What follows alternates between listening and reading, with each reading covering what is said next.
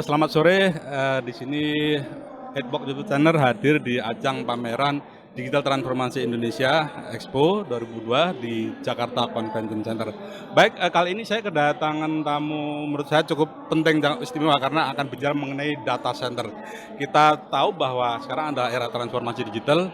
Ketika itu bicara mengenai digitalisasi, kita juga penting juga bagaimana mengelola, mengorganize, mengolah data itu sendiri. Dan ini suatu yang bukan suatu yang mudah menurut saya karena setiap hari kita itu berhubungan dengan data ya, mulai data terstruktur, data teks, data foto, mungkin juga data video, tapi bagaimana data itu bisa dibilang menjadi new oil kan gitu, penting Betul. sekali. Tapi bagaimana bisa menjadi sesuatu yang sangat berharga, ini saya kira penting sekali untuk diketahui oleh pemerintah semua. Dan ini sudah hadir di hadapan kami Bapak Stefanus Oscar, dia adalah CEO dari Edge Pak ya? HDC. XGC, oke. Baik, kabar baik Pak ya sore ini ya. Baik, terima kasih. Ini senang sekali Ya. bisa sharing dengan kami. Mungkin bisa langsung aja Pak di-share, mungkin bisa perkenalan apa solusi-solusi apa yang Bapak hadirkan untuk tentunya mendukung transformasi digital di Indonesia. Ya, terima kasih Pak sudah diundang ke acara podcast ini. Ya, suatu kehormatan buat saya. Jadi saya mungkin sedikit kenalan, memberikan introduction sedikit Betul, ya. Pak, betul. Saya Oscar dari HDC. Jadi HDC ini adalah suatu anak perusahaan dari Indonet. Oke. Indonet adalah ya. Indonet adalah the first ISP network service provider di Indonesia. Ya, berdiri dari tahun 4 dan lama Indonet sekali, sudah ya. bertransformasi dari ISP menjadi business enabler. Ya, Indonet memberikan jasa sekarang untuk network connectivity dan juga sekarang Indonet juga menjadi salah satu partner, main partner dari Alibaba Cloud ya. Alibaba Cloud. Jadi kita bantu Alibaba untuk jualan cloud servicesnya mereka juga. Nah, dari situ Indonet juga mendirikan anak perusahaan yaitu HDC, Eka Grata Data Gemilang, ya kita sebut HDC ya, yang memang fokus bergerak di bidang data center aja gitu. Nah, jadi HDC ini hadir dengan premis bahwa kita percaya bahwa in the very near future bahkan banyak aplikasi yang membutuhkan low latency connectivity ya. Maka dari itu kami membangun data center ya dengan total kapasitas 6 megawatt IT load di Jakarta, sangat dekat dengan cyber, yaitu di mana cyber merupakan hubnya ya internet di Indonesia. Nah, data center kami sangat lokasi di sebelah cyber ya, dan kita juga Kalau boleh tahu udah tiering berapa itu? kita infrastrukturnya 2N Pak. Jadi dari segi kelistrikan itu kita punya source A dan source B. Jalur PLN-nya pun juga kita ada 2 jalur, jadi 2 gardu yang terpisah. Jadi kalau dilihat dari tier, at least tier 3 Jadi Pak. udah mirror ya, ketika satu mati otomatis Langsung betul, aktif-aktif Pak. Jadi jika A mati, B-nya langsung bisa support kelistrikan 100% atau sebaliknya. Gitu. Nah, jadi solusi yang Bapak hadirkan tawarkan dalam konteks mendukung transformasi digital itu apa aja? A sampai Z-nya seperti apa Pak? Ya, jadi solusi yang kami tawarkan sudah pasti solusi colocation ya, sewa data center. Jadi banyak klien kami, pelanggan kami dari perusahaan lokal ya maupun hingga perusahaan kelas cloud global yang menempatkan datanya di data center kami. Jadi kami ensure bahwa dari segi kelistrikan kita punya SLA, Service Level Agreement itu 5 nines ya, 99.999%. Temperature dan humidity juga kita jaga ya, sehingga nggak di luar dari range yang sudah kita commit dengan customer.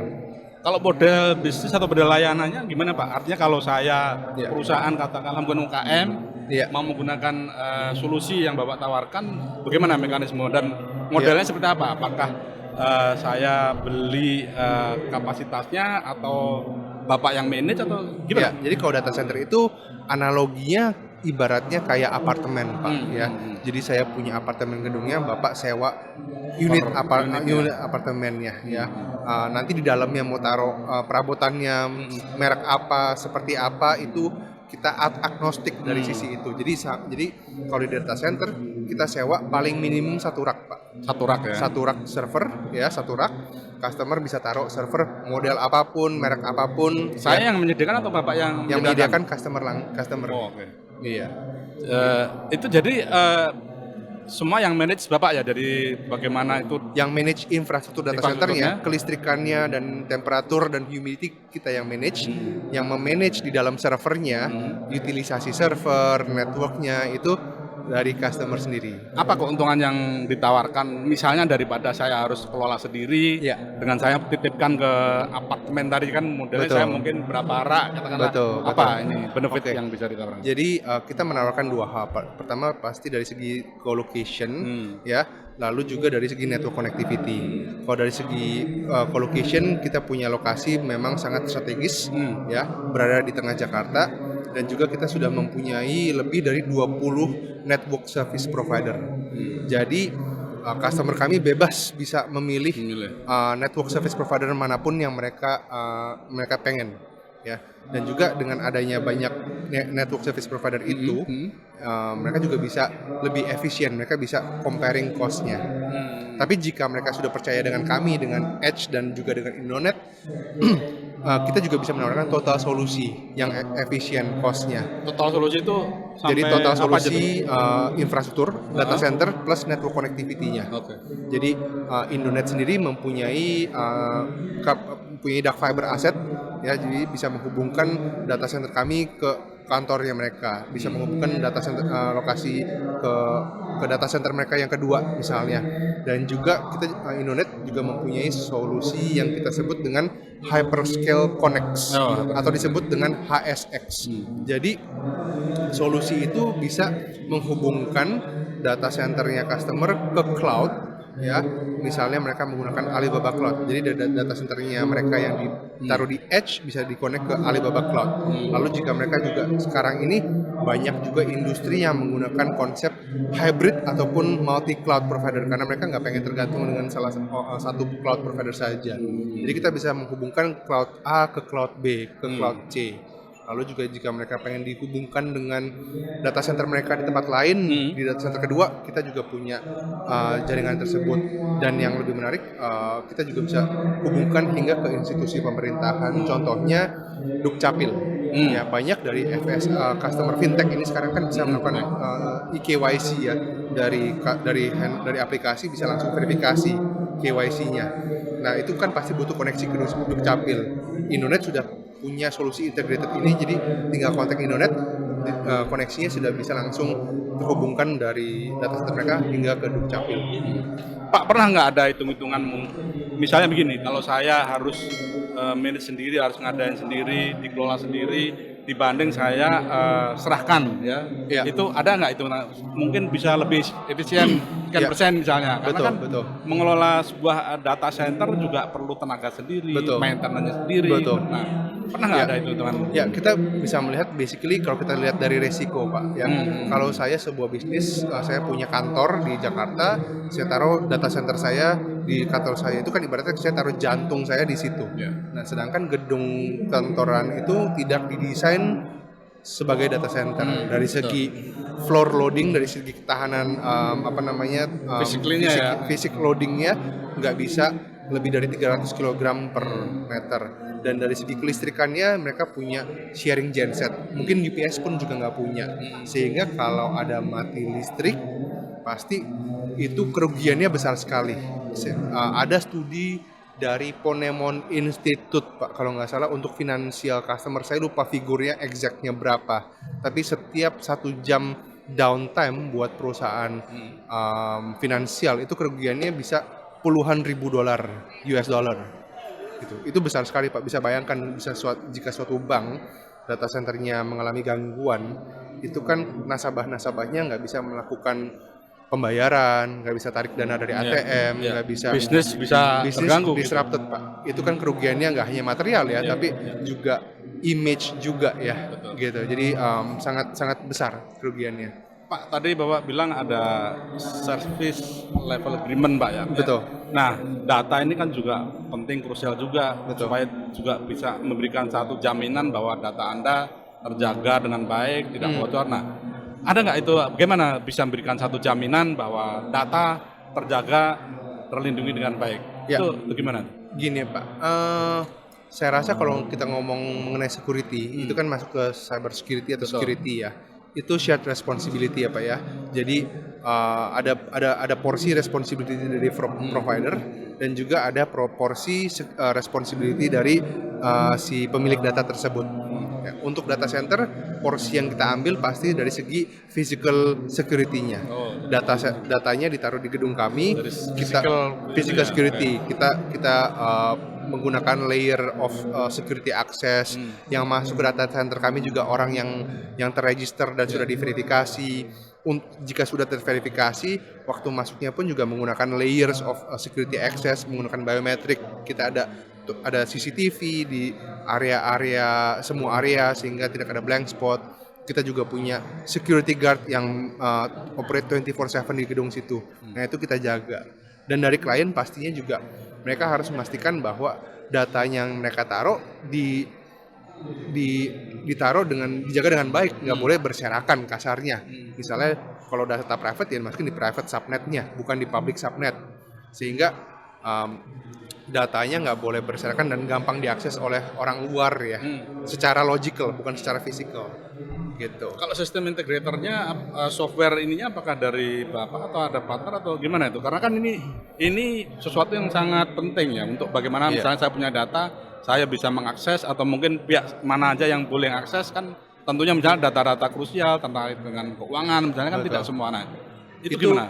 Di handle oleh customer karena kita adalah di infrastruktur provider, kita hanya menjaga physical infrastrukturnya. Nanti di servernya mereka ada koneksi ke provider, lalu mereka taruh cyber security segala macam, itu dari segi customer. Kita hanya menjaga dari Jadi lagi-lagi saya tetap yang punya kendali untuk betul, bagaimana data milik Bapak. untuk mengakses siapa yang boleh kita nggak mengakses. pegang data.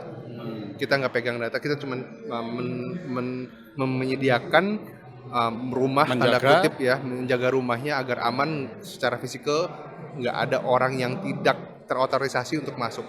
Ya. Begitu. Pak, kalau boleh di-share kira-kira dengan solusi seperti ini, Bapak siapa sih target marketnya itu? Atau mungkin Bapak punya rekomendasi bisnis yang punya size seberapa sih sebetulnya yang bisa menggunakan atau memakai solusi yang dari Bapak tawarkan? Iya, bisa dilihat bahwa customer kami, kita Indonet dan juga Edge punya ribuan customer dari berbagai macam vertical industry dan juga tipe customer. Ada yang dari financial service industry, bank, buku 1 hingga buku 4. Ada perusahaan cloud provider global, ya mereka juga taruh data center di tempat kami juga dan menggunakan network dari Indonet juga gitu. Jadi berbagai macam, hampir semua tipe customer, tipe industri sekarang sudah sangat depend on IT ya Pak ya. Jadi kita juga bisa memberikan memang harus butuh ya, seperti itu. Jadi pada dasarnya targetnya lebih kemana aja ya sektor industri? Kemana aja bisa Pak. Kalau government gimana Pak? Sejauh ini sudah ada yang government kita sementara ini belum ada ya, karena kita government juga punya wacana untuk membangun namanya PDN ya, Pusat Data Nasional. Betul. Gitu. Mereka info yang saya terima, saya baca juga di media juga, mereka kan punya 24.000 aplikasi yang mereka mau konsolidasi. Nah, itu mungkin jadi salah satu dorongan ya mereka untuk mengkonsolidasi semua lini pemerintahan untuk dikonsolidasi dalam satu data center yang integrated gitu ya. Pak, yang jadi challenge untuk sejauh ini gimana Pak dalam konteks bagaimana ini kan sesuatu yang menurut saya juga perlu di-educate ya. Maksudnya betul, Pak. Mereka perlu diedukasi bahwa menggunakan solusi ini akan lebih efisien. Saya punya data juga lebih aman, begitu kan? Gimana challenge yang selama ini masih jadi tantangan untuk bagaimana solusi ini bisa lebih memasyarakat terutama di kalangan pelaku usaha itu sendiri? Ya, saya rasa challenge-nya ada berbagai macam aspek ya Pak ya. Kalau dari kacamata industri player seperti kami, challenge-nya adalah gimana kita bisa scale, kita bisa bangun data center-nya cepat dan juga on time. Karena sekarang kalau dilihat dari segi global sedang terjadi yang namanya supply chain disruption. Jadi jika kita butuh equipment baru, genset baru, itu lead time-nya sangat lama. Jadi itu harus kita harus bekerja sama dengan berbagai supplier kami ya untuk bisa dapat mengirimkan just in time. Dari segi market penetration menurut saya sudah cukup teredukasi Pak di Indonesia ini ya penggunaan data center, apalagi kita ngeliat yang namanya cloud computing itu reach-nya akan lebih dalam lagi karena mungkin nggak semua industri bisa menggunakan data center, nggak semua level industri bisa menggunakan data center. Contohnya kita bisa lihat kalau industri SME gitu ya, mungkin akan lebih make sense buat mereka menggunakan cloud karena mereka bisa langsung provisionnya cepat, instan, dan juga pay as you go. Seperti itu, makanya kami fleksibel, Pak, lebih fleksibel. Kapan Makanya saya butuh tambah, kapan saya bisa mengurangi, bisa langsung. betul. Maka dari itu Indonet juga bekerja sama dengan Alibaba Cloud ya untuk membantu menjualkan solusi Alibaba Cloud ke industri-industri yang ada di Indonesia. Pak, kalau soal bicara data center ini penting juga backup, bukan hanya sekedar tadi misalnya dari sisi listrik mati kemudian sudah ada langsung on gitu, tapi juga bagaimana kalau terjadi misalnya kayak bencana atau berarti kan harus ada backup yang di lokasi lain. Nah itu betul Pak, betul banget. Jadi memang ada konsep yang namanya primary dan DR data center. Atau kalau dari segi cloud, kacamata cloud, ada konsep availability zone AZ1, AZ2, AZ3. Prinsipnya sih sama ya, itu seperti primary dan backup. Itu memang harus semua bisnis harus punya backup tersebut dan mereka harus menilai dari resiko bisnisnya. Kalau apakah bisnis saya bisa mentoleransi adanya downtime atau nggak bisa sama sekali. Jika nggak bisa downtime sama sekali, ya saya harus punya primary data center dan saya harus punya DR data center yang kedua, gitu baik di provider yang sama maupun provider yang berbeda, gitu. Jadi itu dilihat lagi dari kacamata si customer ya, apakah mereka bisa mentolerir itu atau tidak, gitu. Pak, kalau secara umum Pak, kesadaran atau awareness pentingnya mengelola data ini gimana di kalangan pelaku usaha kita dan juga mungkin di institusi pemerintahan untuk pengelolaan data ini, dan juga mengelola itu kan bukan hanya bagaimana mengintegrasikan tapi juga menaruhnya secara aman. Itu gimana kesadaran itu apakah sudah cukup baik nih? Dari aspek pengelolaan data center menurut saya sudah cukup baik, walaupun pasti ada room for improvement ya, karena saya sudah berada di industri ini sudah kurang lebih hampir 9 tahun di data center dari tahun 2013. Saya melihat bahwa dari awal konsep data center outsourcing atau colocation itu masih cukup asing. Namun sekarang ini sudah banyak yang sangat terbuka dengan konsep itu. Oke, saya nggak harus punya data center sendiri. Saya bisa outsource data center ini ke provider seperti HDC karena konsepnya HDC atau command data center itu pasti kan shared ekonomi ya. Kita punya satu gedung yang kita bisa sewa-sewain ke customer, ke berbagai customer. Nggak harus customer bangun satu gedung data center karena itu akan sangat mahal ya, dan juga akan sangat pengoperasional data center itu juga itu butuh expertise yang sendiri.